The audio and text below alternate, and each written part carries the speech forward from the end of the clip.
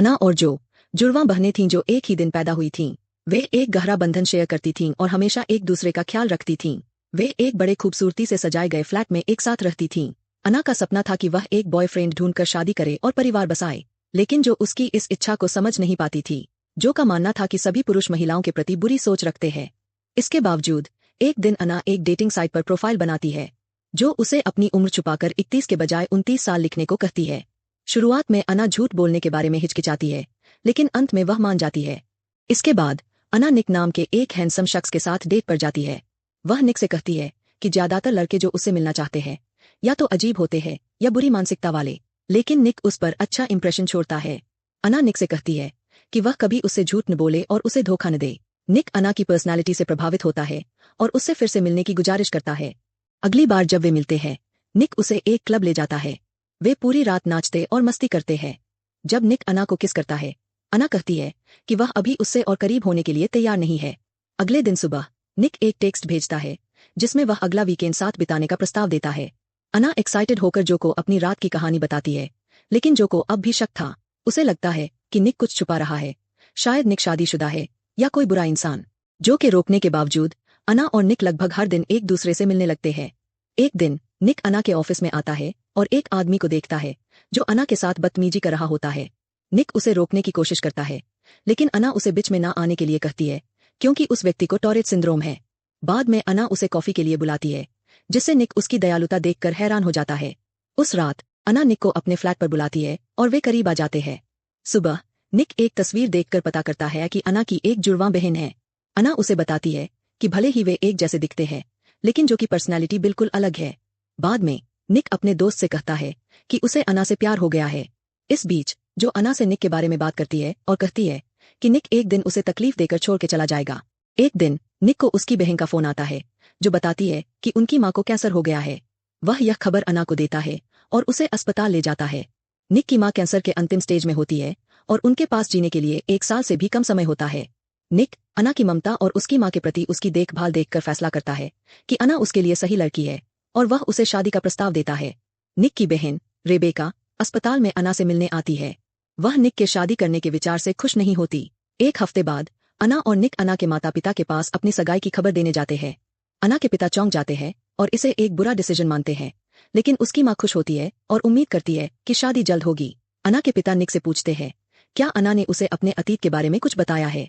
निक कहता है कि उन्होंने उस बारे में बात नहीं की है।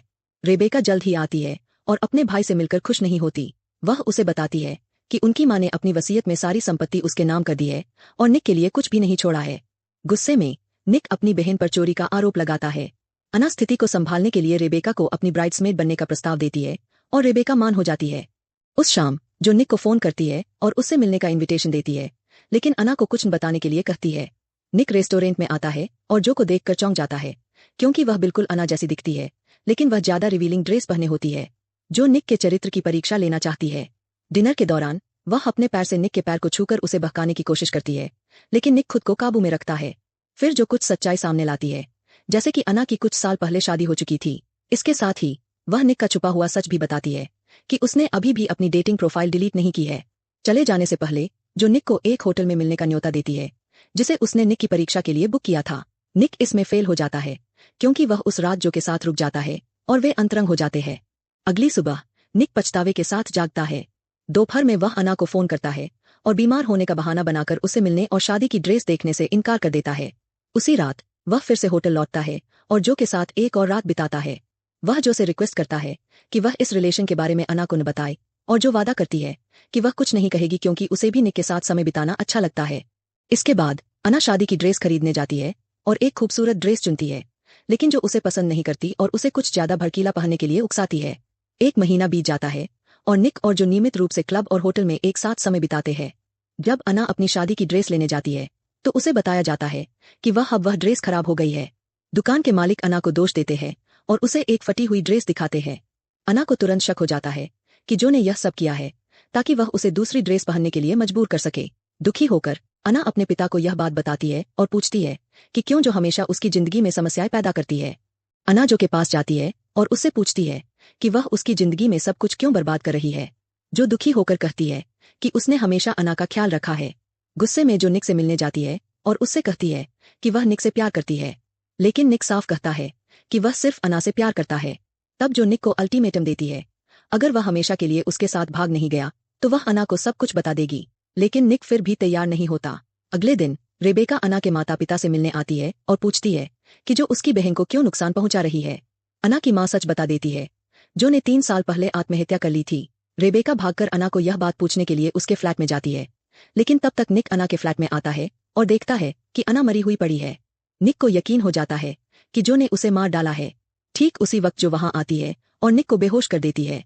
जब निक होश में आता है तो देखता है कि अना का शव एक कारपेट में लिपटा हुआ है। जो कहती है कि उसने यह इसलिए किया ताकि अना को और तकलीफ न हो और अब वे दोनों एक साथ रह सकते हैं। वह निक को 2 ऑप्शन देती है, या तो उसे लाश को ठिकाने लगाने में मदद करो और उसके साथ रहो, या फिर हत्या के आरोप में जेल जाओ। जो उसे याद दिलाती है कि हत्या के हथियार पर निक की उंगलियों के निशान हैं, जो उसके खिलाफ सबूत हो सकते हैं। आखिरकार निक मान जाता है और वे दोनों अना के शव को एक इंसिनरेटर में डाल देते हैं। अगली सुबह निक जागता है और देखता है कि अना उसके सामने खड़ी है। वह हैरान है, समझ नहीं पा रहा कि यह असली अना है या जो आना बनने का बहाना कर रही है। जवाब ढूंढने के लिए निक अना के माता पिता के घर जाता है और उन्हें सब कुछ बताने की कोशिश करता है। वह अना के पिता को बताता है कि जुड़वा बहनों में से एक मर चुकी है, लेकिन उसे नहीं पता कि अना ने जो को मारा या जो ने अना को। तब अना के पिता निक को शांत होने के लिए कहते हैं और चौंकाने वाला सच बताते हैं कि जो तो 3 साल पहले ही मर गई थी। उसने आत्महत्या की थी और अना को अपराधबोध के साथ छोड़ दिया था। निक इसे मानने को तैयार नहीं होता, क्योंकि उसे याद है कि उसने किसी का शव जलाया है। वह यह बात अना के पिता को समझाने की कोशिश करता है और तभी अना के पिता समझ जाते हैं कि क्या हुआ था। पिछली शाम रेबेका उनके घर आई थी और तब अना की मां ने उसे सच्चाई बताई थी। अब निक को शक होने लगता है कि शायद अना ने उसकी बहन रेबेका को मार डाला है। ठीक उसी वक्त अना कमरे में आती है और निक उसके पीछे जाता है, लेकिन अना की मां उसे छुपा देती है। अना निक पर गुस्सा करती है और उस पर धोखा देने का आरोप लगाती है और कहती है कि जो कुछ भी हुआ वह निक का कसूर था। निक उसे समझाने की कोशिश करता है कि वह गलत सोच रही है और उसने कभी उसे धोखा नहीं दिया, लेकिन अना उसकी बात मानने को तैयार नहीं होती। गुस्से में बेकाबू होकर अना अपने पिता की ओर झपटती है और उस पर धोखा देने का आरोप लगाते हुए उसे चाकू मार देती है। इसके बाद वह निक पर हमला करती है, लेकिन निक किसी तरह चाकू छीन लेता है। फिर भी अना की मां बीच में आकर निक को मारकर बेहोश कर देती है और पुलिस को बुलाती है। पुलिस आकर निक को अना के पिता और रेबेका की हत्या के आरोप में गिरफ्तार कर लेती है। जब निक को गिरफ्तार किया जा रहा होता है तो आखिरकार अना समझ जाती है कि जो वाकई में जा चुकी है। वह अपनी मां के सामने कबूल करती है कि 3 साल पहले उसने जो के बॉयफ्रेंड से प्यार कर लिया था और इसी वजह से जो ने आत्महत्या कर ली थी। यहीं पर फिल्म खत्म हो जाती है। यह फिल्म एक ऐसी कहानी के इर्द गिर्द बुनी गई है जिसमें मानसिक तनाव और रहस्य का बेहतरीन मिश्रण है। पूरी फिल्म के दौरान दर्शक एक अजीब से सस्पेंस में बंधे रहते हैं। कहानी के केंद्र में 2 जुड़वा बहनें हैं, अना और जो।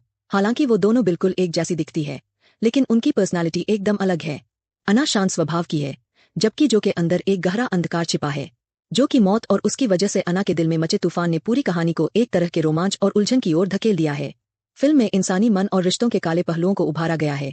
ईर्ष्या, धोखा और खुद को साबित करने की तीव्र इच्छा। अगर इन भावनाओं पर काबू नहीं पाया जाए तो इसका अंजाम कितना भयानक हो सकता है, यह फिल्म हमें दिखाती है।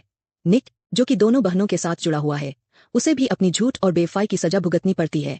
कहानी में इंसान की पहचान और उसके दोहरे स्वभाव को बहुत खूबसूरती से दर्शाया गया है। दोनों जुड़वा बहनें एक जैसी दिखने के बावजूद वो एक ही सिक्के के 2 पहलू हैं। अना, जो बाहर से शांत दिखती है, और जो, जिसके अंदर अंधेरा पनप चुका है। जैसे जैसे कहानी क्लाइमेक्स की ओर बढ़ती है, पता चलता है कि जो तो सालों पहले मर चुकी थी और अना असल में उसके भूत के साथ रह रही थी। यह अना के भीतर के संघर्ष को दिखाता है। वो अभी तक अपने अतीत को स्वीकार नहीं कर पाई है और नहीं अपने अपराध बोध से मुक्त हो पाई है। अंत बहुत ही भावनात्मक और दिल दहला देने वाला है, जहां अना को अपने गलतियों के नतीजों का सामना करना पड़ता है। फिल्म के अंत में दर्शक सोचने पर मजबूर हो जाते हैं कि कैसे अपराध बोध, इंसानी कमजोरियां और हकीकत से दूर भागने की आदत सब कुछ तबाह कर सकती है। यह फिल्म हमें यह सिखाती है कि अगर हमारे अंदर छिपे शैतान हमारे जीवन पर हावी होने लगे तो वो सिर्फ हमें ही नहीं बल्कि हमारे आसपास के लोगों को भी बर्बाद कर देते हैं। यह मूवी और यह वीडियो अगर अच्छा लगा हो तो प्लीज एक लाइक और चैनल को सब्सक्राइब करके जाइए। आपका एक सब्सक्राइब हमारे लिए एक सपोर्ट है। बाय दोस्तों, मिलते हैं अगले वीडियो में।